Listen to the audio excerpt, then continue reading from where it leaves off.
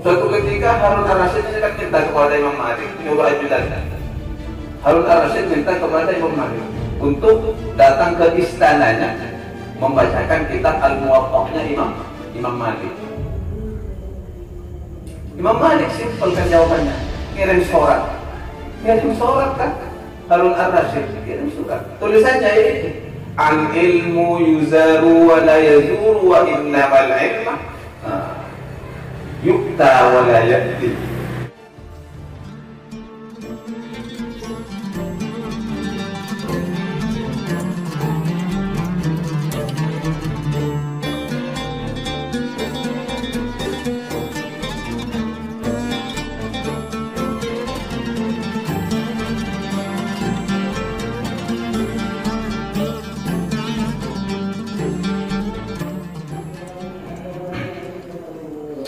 Wa min adabihi dan faslun, sebuah pasal. Wa min adabihi dan di antara adab-adabnya guru al-muta'akkidati yang perlu ditekankan, yang perlu diperhatikan. Al-muta'akkidati yang ditekankan, wa ma yu'tana bihi dan yang perlu diperhatikan dari adab-adab tersebut. Alla yudillal ilma fayadhhaba ila makanin yunsabu ila man yata'allamu minhu. Di antara adab-adabnya guru yang perlu ditekankan dan yang perlu diperhatikan dari adab-adab itu, alla yudilla, hendaknya seorang guru jangan merendahkan al-ilma kepada ilmu. Alla yudillal ilma, hendaknya seorang guru jangan merendahkan al-ilma kepada ilmu. Dengan cara bagaimana dia merendahkan? Fayadhhaba ila makanin, fayadhhaba yang lalu dia pergi, ila makanin kepada tempat, yunsabu yang dinisbatkan, ilaman kepada orang, yata'allamu yang belajar siapa orang, minhu dari pada dirinya.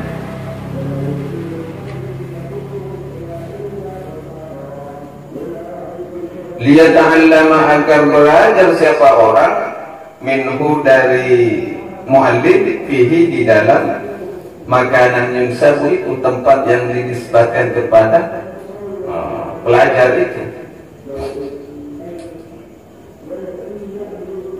Artinya begini, ada sekelompok orang mendatangkan seorang guru, maksudnya begitu. Ada sekelompok orang yang ada maksudnya apa ya, majelis ilmu lah, majelis ilmu yang memang di sana satu kelompok seperti ini, ngundang kiai, ngundang ustadz untuk mengajar di sini. Maksudnya ada ustadz dari Sekorejo diundang untuk mengajar di sini. Di sini ada majelis taklim, ustadz ngundang anda untuk datang ke sini. Maka itu jangan seperti itu. Itu kata Imam Nawawi, itu dianggap merendahkan ilmu. Habis ini kita bahas ini. Jangan seperti itu. Itu dianggap kalau tradisi ulama salaf, ulama-ulama dulu seperti itu merendahkan ilmu. Bahkan Imam Nawawi melanjutkan, wa in kana al-muta'allim khalifatan faman dunahu. Wa in kana, meskipun ada al-muta'allimu, orang yang belajar itu, khalifatan adalah khalifah, adalah raja. Faman dunahu, ataupun orang selain raja, ataupun orang-orang biasa. Jadi contohnya ada penguasa saja bikin majelis taklim lalu undang sama para ustadz untuk datang ke tempat tersebut. Itu tradisi ya, tradisi ulama dulu. Itu ulama-ulama salaf itu dianggap menghina ilmu, itu merendahkan ilmu. Karena apa? Karena al-ilmu itu yukta wa la ya'ti. Ilmu itu didatangi, bukan mendatangi. Ilmu itu dijemput. Ilmu itu harusnya didatangi, bukan mendatangi. Al-ilmu yuzaru wa la yazuru. Ilmu itu dikunjungi, bukan mengunjungi. Wa innal ilma, karena sesungguhnya ilmu itu yukta, didatangi, wa la ya'ti, bukan mendatangi.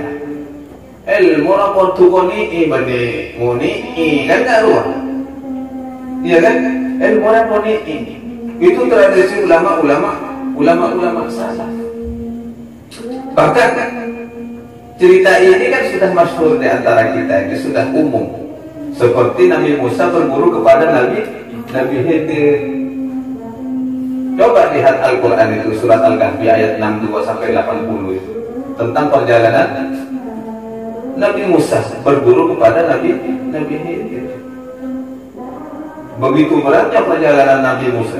Artinya Nabi Musa itu mengamalkan tentang bahwa ilmu itu dituntut, bukan menuntut. Ilmu itu harus dicari, bukan ilmu itu mencari. Muncak najak naria. Kalau bahasa sekarang ya bahasa simpelnya. Tak ada jenting nyari orang mandi, tapi orang mandi nyari jenting. Iya. Pas buat mandi ya jenting ada datang kan itu. Mun buat mandi ya kau tu kajet jenting. Pas mandi jenting kan nyari buat naik mandi ya. Coba buat mandi, mungkin dia saya. Jadi cerita ini sudah masyhur. Bahkan di antara beberapa sahabat-sahabat Rasulullah, di antaranya Jabir bin Abdullah radhiyallahu anhu pernah mengadakan perjalanan selama 1 bulan. Sahabat Jabir bin Abdullah ini pernah mengadakan perjalanan selama 1 bulan menuju Syam hanya untuk mendapatkan satu hadis. Hanya untuk mendapatkan satu hadis. Perjalanan ke Syam yang ditempuh 1 bulan, tujuannya hanya ingin mempelajari satu hadis untuk menemui Abdullah bin Unais, sahabat Rasulullah. Hanya untuk mencari itu saja, satu hadis.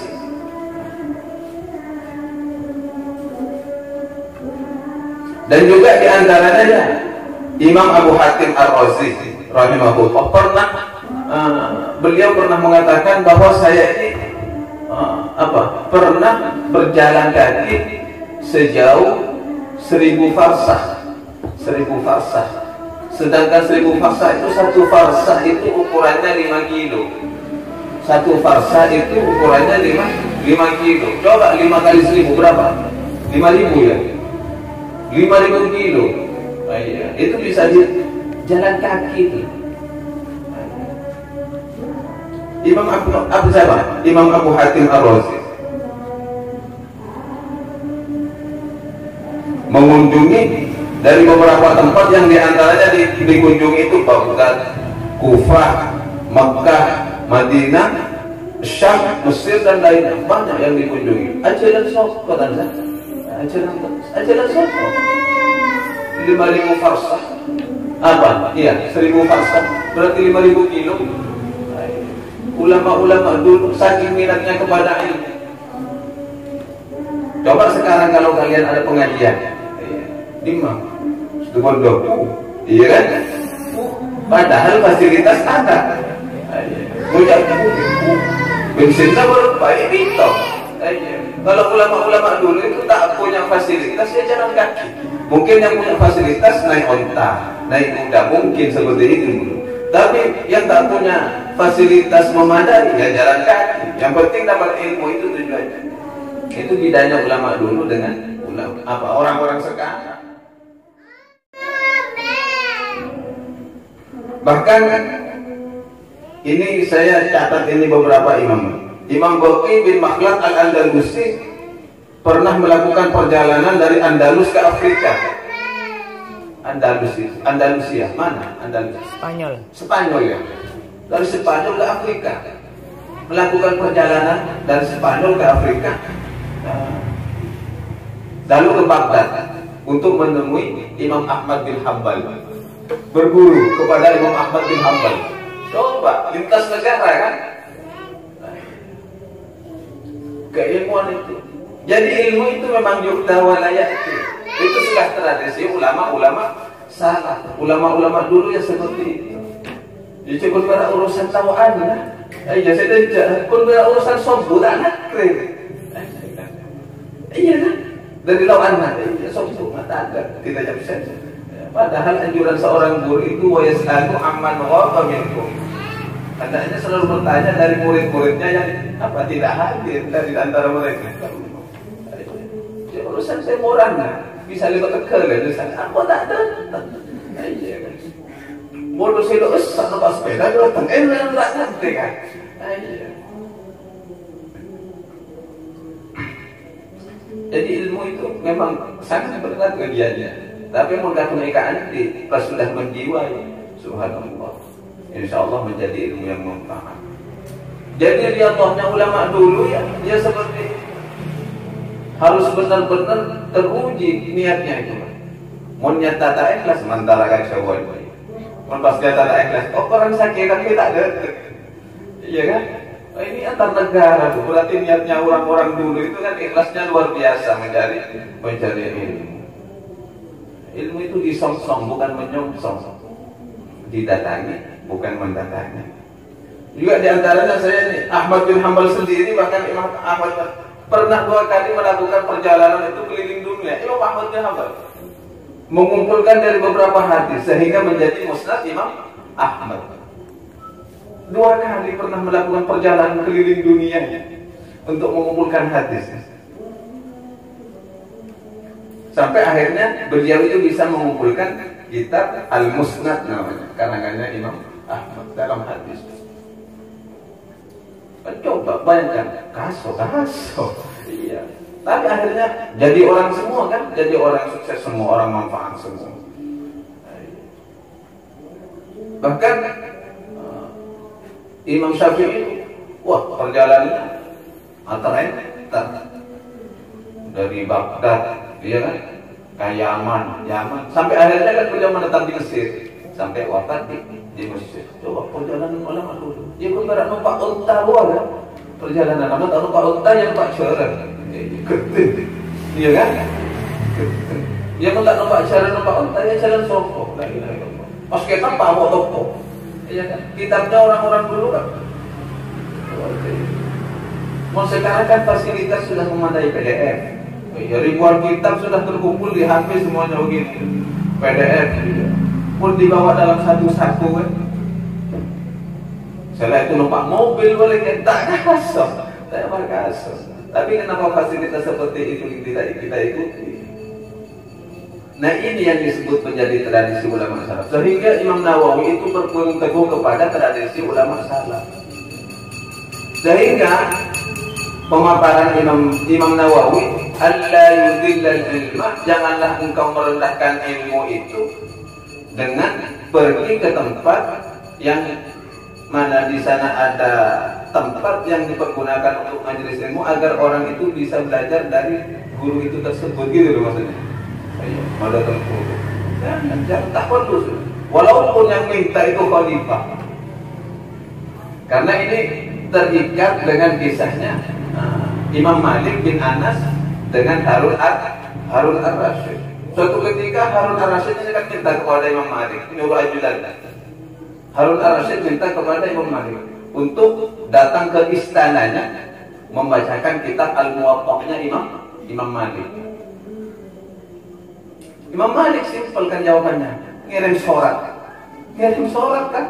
Harun ar-Rasyid kirim surat. Tulisannya ini, al-ilmu yuzaru wa la yazuru wa innamal ilma yukta wa la ya'ti. Itu sama aja beliau begitu beraninya.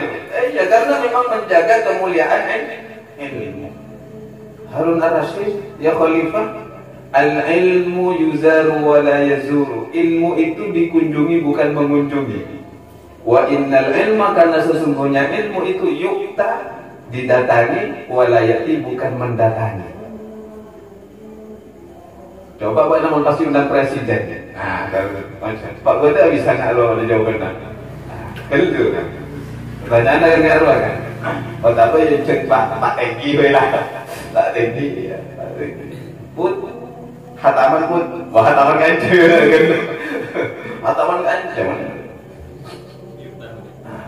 Tapi ini bukan sebuah keharusan kewajiban untuk jual mahal di dalam ilmu.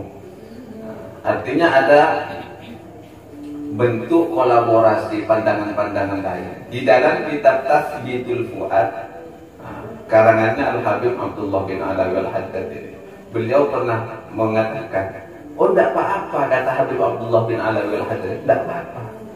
Kalian di zaman sekarang, yang bagi di zamanina haddad, seharusnya di zaman sekarang kita ini, di zaman kita, pengarang Al-Haddad itu, seharusnya di zaman kita sekarang ini, orang alim tidak apa-apa mendatangi seperti itu, walaupun pada kebenarannya itu menyalahi tradisi ulama salaf.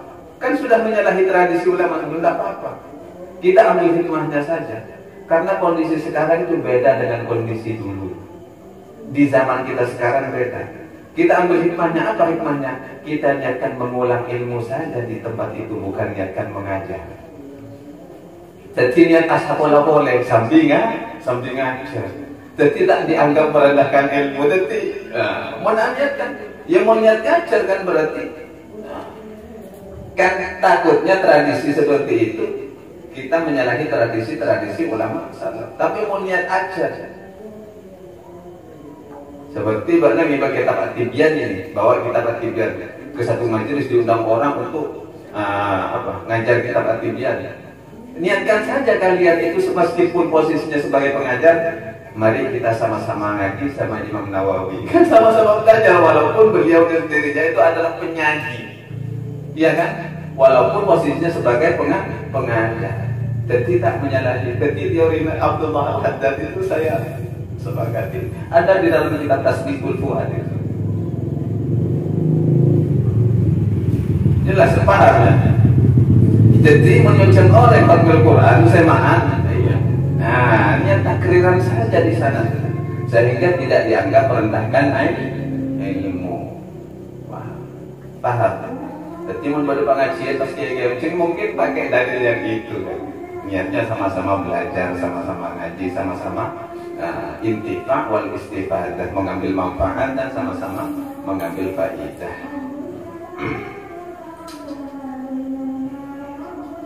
Kita lanjutkan, bal yasunu al-ilma an dzalika. Bahkan hendaknya seorang muallim menjaga al-ilma kepada ilmu an dzalika, dari hal-hal yang demikian itu. Seperti demikian tadi itu, menjaga ilmu dari datang ke tempat majelis. Ini kan pandangannya Imam Nawawi, kita lanjutkan ya. Kama sonahu anhu salaf radhiyallahu anhum, sebagaimana telah menjaga anhu dari yang demikian itu as-salafus salih, siapa ulama salafus salih radhiyallahu anhum. Wa hikayatihim fi hadza, dan ada pun cerita-cerita fi hadza tentang perjalanan ini, kathiratun masyhuratun, adalah sangat banyak lagi masyhur.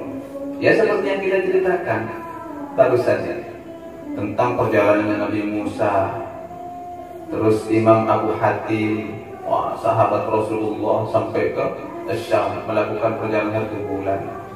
Artinya tentang pandangan al-ilmu yu'ta wa la ya'ti, al-ilmu yuzaru wa la yazuru. Tapi saya lebih sepakat kepada pendapatnya Al-Habib Abdullah bin Alawi Al-Haddad, karena kondisi sekarang ya kita niatkan nasrul ilmi saja, menyebarkan ilmu. Kalau untuk menunggu orang datang belajar menjemput ilmu, saya kira zaman sekarang susah. Jadi Habib Abdullah bin Alawi Al-Haddad ini memberikan solusi yang tengah-tengah kan, kita niatkan sama-sama belajar, sehingga tidak mengurangi sikap adat kita kepada tradisi ulama-ulama terdahulu, dan juga kita bisa mengambil ilmu yang baru. Jadi semuanya, dua-duanya sama-sama jalan. Dekat ngajar ya kita sama-sama belajar kepada pengarangnya, dan begitu kan. Tambah sedikit lagi, faslun, fasal, wa yanbaghi an yakuna majlisuhu wasi'an liyatamakkana julasa'uhu fihi. Wa yanbaghi, dan seharusnya ayyakuna ada majlisuhu, apa majlisnya muallim, wasi'an, yaitu luas, lega. Hendaknya majlisnya muallim, kalau muallim itu memiliki majlis ilmu, majlis ilmu, majlis keilmuan, harusnya tempatnya itu harus luas, tak boleh sempit. Karena biar orang itu enak belajar. Dia tamakkana, agar memungkinkan julasa'ahu, kepada orang-orang yang duduk fihi, di dalam majlis tersebut. Malah nyaman leko, orang sopan ngariah goreng acar kan menulis, agar bebas juga tak tak apa non, tak ungkep, ya apa ungkep? Tak gerah, ya betul. Harus begitu, harus kreatif, gerah. Rohit beda, tak suap, sabun, suap kan sabun. Masa bahasa Inggris bener, iya kan, suap hujan. Gerah ya betul gerah. Jadi tempat itu majelisnya seorang muallim harus luas. Agar dia tamakkana, agar memungkinkan, atau maksudnya dia tamakkana ini agar membuat nyaman gitu julasa'ahu kepada orang-orang yang duduk fihi di dalam majlis tersebut.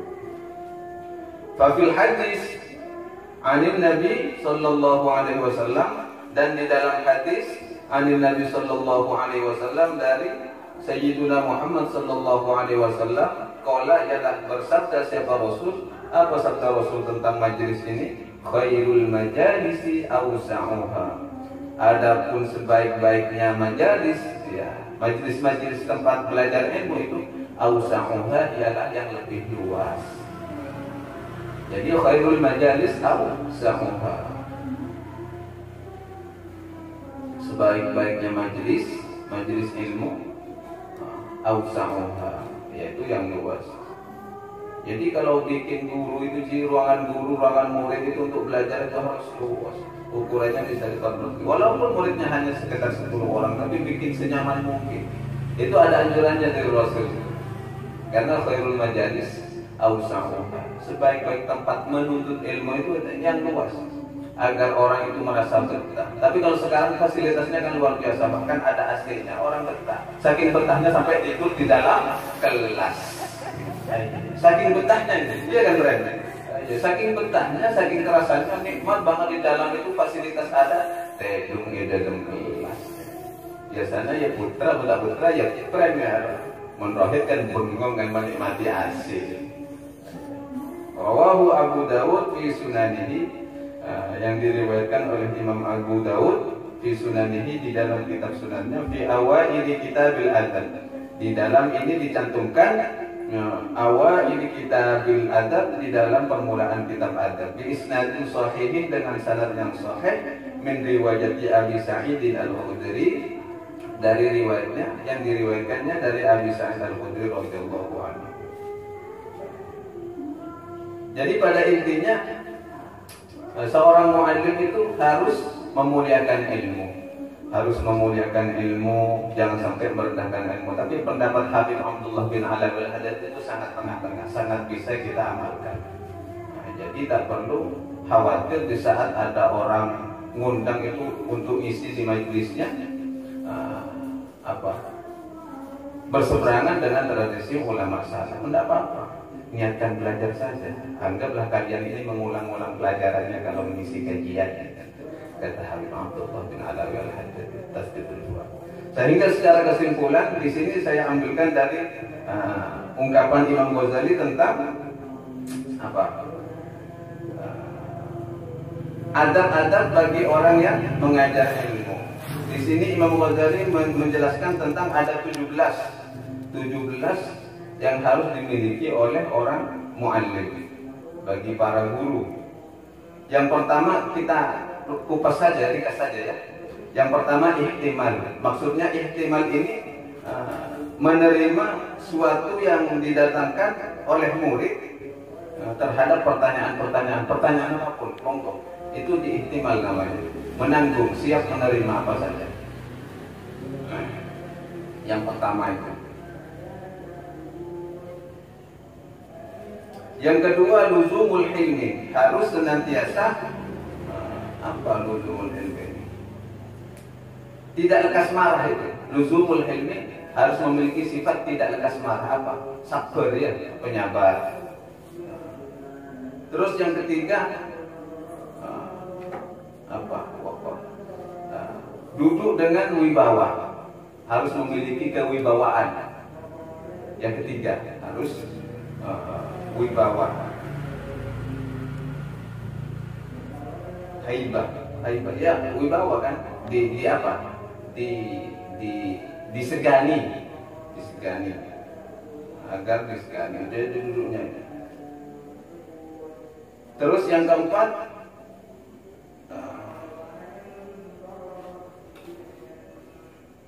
jangan takabur atau ujub kepada setiap hamba Allah, kecuali kepada orang zalim, orang mu'alim. Orang alim itu betul doang. Kalau syukur ke orang zalim boleh. Takabur sakoni ke orang zalim itu tidak apa-apa. Takabur. Contohnya pada orang zalim sombong. Oh, boleh nih kan keliling dunia boleh pun. Keliling dunia boleh pun. Tak nemu saya kita kecuali zalim. Disombongi juga tak masalah. Karena at-takabur 'alal mutakabbir sedekah. Menyombongi orang sombong itu sedekah. Ada dalilnya juga. Biarpun pada keliling dunia, udah keliling langit. Iya kan? Biarpun pada keliling dunia, udah keliling langit. Karena at-takabur 'alal mutakabbir sedekah. Menyombongi orang sombong itu bagian dari sedekah. Berapa nih? 4. 5 sekarang. Ya, kelima. Yang kelima, memiliki sikap tawadhu.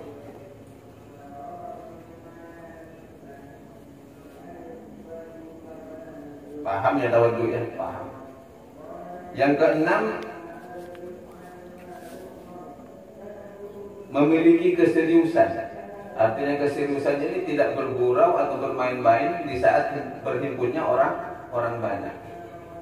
Keseriusan. Yang ketujuh, memiliki kasih sayang terhadap orang yang belajar. Apa kemarin pembahasan kan ada ini kemarin ya, memiliki kasih sayang. Rifkun, ya, apa rifkun terhadap orang.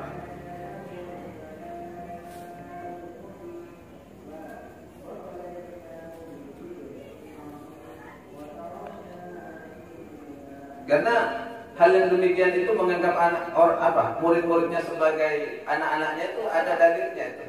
Rasulullah pernah bersabda, "Innama ana lakum," kata Rasul itu, bahwasanya aku ini bagi kalian kal walid ala waladihi. Itu laksana bapak kepada anaknya. Itu Rasulullah pernah bersabda begitu. Innama ana lakum kal walid li waladihi. Seperti orang tua kepada anak-anaknya.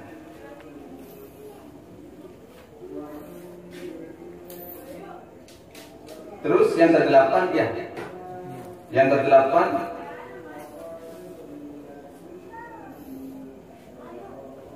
senantiasa memiliki sifat yang apa?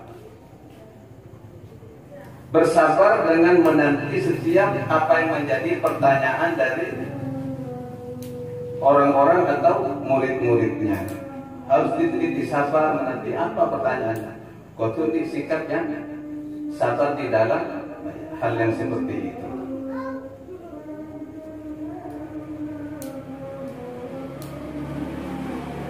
Yang ke-9, jangan minta upah. Yang ke-9, jangan minta upah dengan mengajarnya orang tersebut. Sebagaimana firman Allah apa? Innama nut'imukum liwajhillahi la nuridu minkum jazaa'an wala syukura. Jadi apa? Untuk orang-orang yang diberi keistimewaan oleh Allah, hendaknya itu tujuannya liwajhillahi la nuridu minkum jazaa'an wala syukura. Itu surat Al-Insan ya. Coba buka surat Al-Insan, itu ada. Surat Al-Insan itu. Hendaknya setiap apapun perbuatannya itu liwajhillahi, karena Allah. La nuridu minkum jazaan. Aku tidak menginginkan kepada kamu itu jazaan, balasan, wala syukur, dan tidak ingin dapat ucapan terima kasih. Sejauh itu. Artinya memang tak mendapatkan apa? Tak mengharapkan imbalan ya, seorang mu'allim. Tapi untuk urusan upload sih, nanti di belakang di artikel itu ada penjelasannya juga. Jadi imam itu kan jadi nanti bapak kita ini jual biaya kuliah sekian, masih ngajar lah oleh bayaran. Tapi nanti tenang, ya beberapa imam nanti akan menjelaskan tentang amplop lah bahasanya, bahasa saya itu bahasa simpelnya. Yang ke-10 ya. Yang ke-10, seorang guru itu harus gentle. Kalau bahasa saya mengartikan itu apa gentle? Itu artinya jangan pernah merasa malu di saat dirinya tidak tahu itu. Gentle namanya. Ya. Mengakui kekurangannya. Jantan. Hah? Jantan. Jantan itu jihad. Artinya mengakui ketidaktahuannya di saat dia betul-betul tidak tahu. Apa namanya? Gentle ya. Jujur kan? Jujur. Karena Rasulullah juga pernah ditanya oleh seseorang dulu. Itu Rasulullah karena memang tidak tahu, Rasulullah jawab, saya tidak tahu itu. Karena di sini ada hadisnya. Inna rajulan sa'alan Nabi sallallahu alaihi wasallam ayyul bilad syarrun faqala la adri ya Rasul. Jadi ada seseorang yang datang kepada Nabi bertanya, negeri apakah yang paling buruk itu ya Rasulullah? Rasulullah menjawab, la adri, aku tak tahu. Aku tak tahu, kata Rasul. Tapi Rasulullah itu tak pernah mengecewakan umatnya. Jadi Rasulullah melanjutkan dari ungkapan la adri itu hatta as'ala Jibril. Tunggu, aku mau tanya sama malaikat Jibril dulu. Ini Rasulullah. Jadi itu sudah menjadi tradisi ulama-ulama salaf itu seperti ini. Jadi kalau ulama-ulama salaf ada pertanyaan yang dia tidak ketahui, ya jawab dengan jujur. Saya tidak tahu. Nanti saya cari referensinya lagi. Kan itu lebih ini namanya, lebih gentle. Karena Rasulullah juga pernah melakukan seperti itu. Begitu Rasulullah tanya kepada Jibril, ayyul bilad syarrun, negeri apakah yang paling buruk? Oh, saya juga tidak tahu, kata Jibril. Jibril tidak tahu. Saya mau tanya dulu kepada Allah. Ya. Setelah itu baru dijawabkan, Allah Maha Tahu kan? Maha Tahu. Karena cuma sekedar tahu sama Maha Tahu itu beda. Terus yang 11 ini.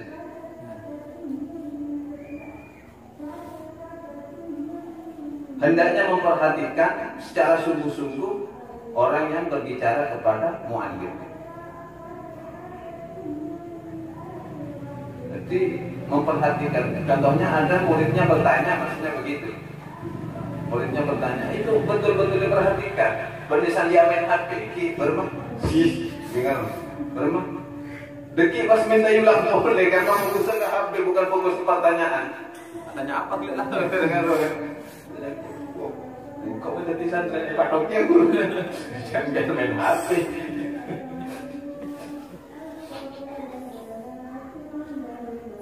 Ini bahasa bebas ya, bahasa bebas. Pokoknya diadu sendiri nanti.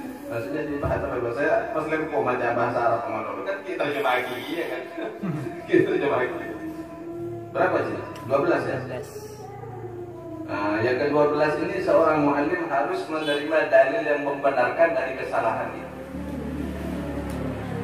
Jadi contohnya seorang mu'allim memberikan argumentasi, ternyata dalilnya salah, dan penjelasannya salah. Harus siap menerima kritikan, maksudnya begitu. Seorang guru harus siap menerima kritikan.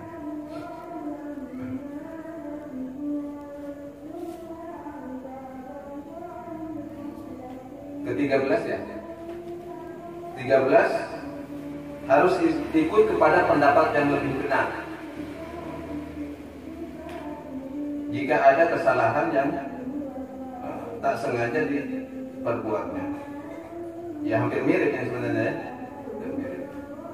Mengikuti pendapat yang lebih benar. Bukan mentang-mentang karena dia sudah dianggap orang alim lalu tak menerima kebenaran dari orang lain, itu salah. Bukan sifat seorang mu'allim. Harus siap menerima kebenaran dari orang lain.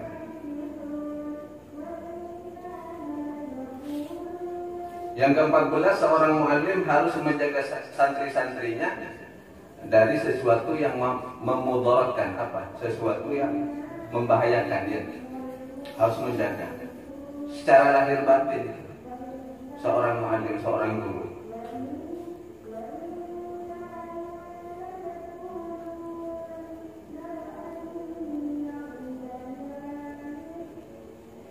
Berapa sih? 15? 15. Ke-15,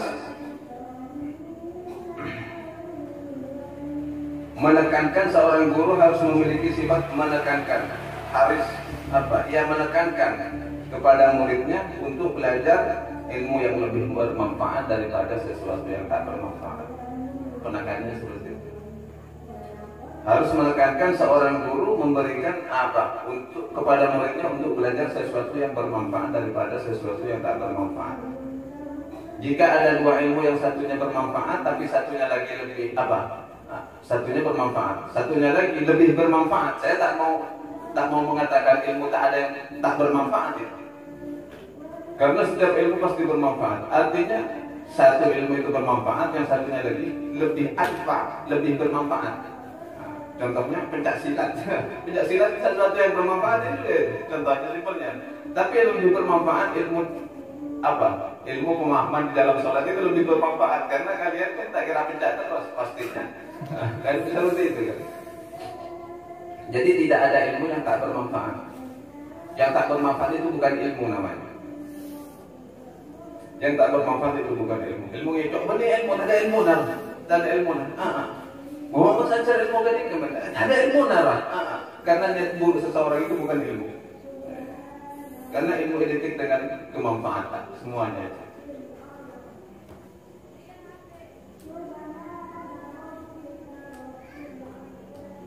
Ke-16, hendaknya seorang guru menekankan kepada ilmu yang wajib daripada yang kifayah.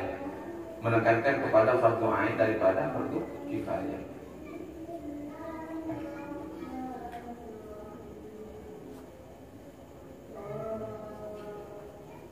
Yang ke-17, seorang guru harus mengamalkan ilmunya sendiri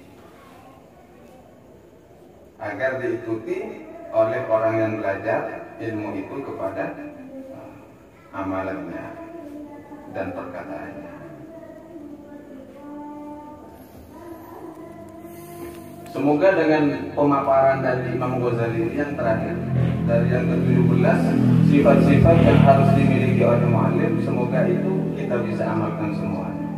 Dan semoga keberkahan itu senantiasa mengalir kepada kita semua. Ala rabihimnya wa likulli shalihan al-fatihah. Iya kan amal. Faslun fi adabil muta'allim. Untuk besoknya selanjutnya kita akan membahas tentang apa? Adab-adabnya pelajar, adab guru marilah. Wallahu a'lam al-fatihah. Wassalamualaikum warahmatullahi wabarakatuh.